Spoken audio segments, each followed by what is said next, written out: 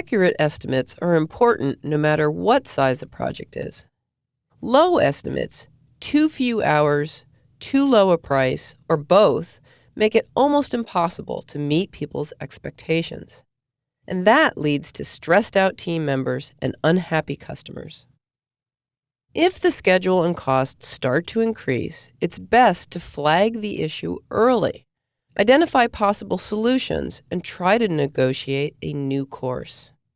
At the other end of the spectrum, a high estimate can scuttle a project's chance for approval. The high estimate makes a good project look like it's too expensive or too long.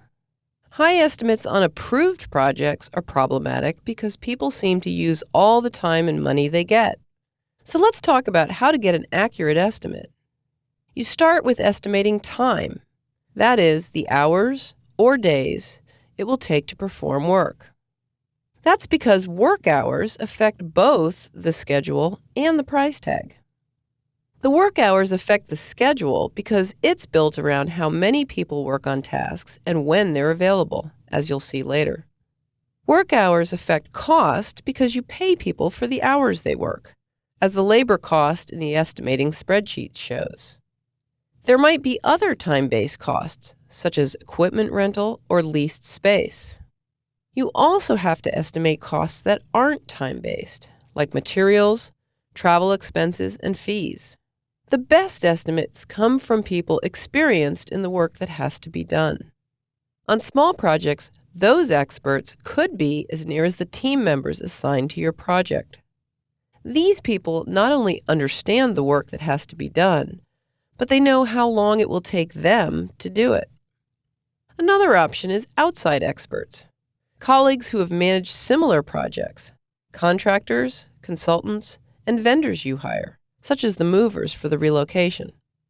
When hiring new people or outside resources, you have to ask questions and discuss the work to get the best estimates you can. You might start building your project estimate by estimating each task that must be done, known as bottom-up estimating. If you work on many similar projects, you might estimate time and cost based on the parameters of the job, hence the name parametric estimating. For example, you could estimate the cost of the construction by square foot. Another technique is to ask a few knowledgeable people for estimates and the reasoning behind their numbers. Once you've gotten 3 or 4 estimates, you might find that each estimate is different.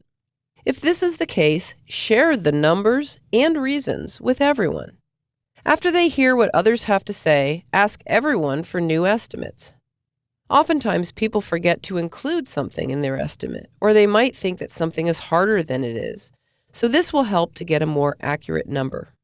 A range of values from best case to worst case is another option. That way, you can make the customer aware of the possibilities and talk about what's most important. For example, worst case, it might take up to 8 weeks, and the absolute best case would be 5 weeks. After you put together your estimate, it's a good idea to include some additional time and money for contingencies. You can dip into these contingency buckets if risks become reality. On a small project, you and the customer can talk about who has say over when to use contingency time and money. Based on the projects you do, consider different approaches to estimating. As you get more practice, coming up with accurate estimates will become easier and easier.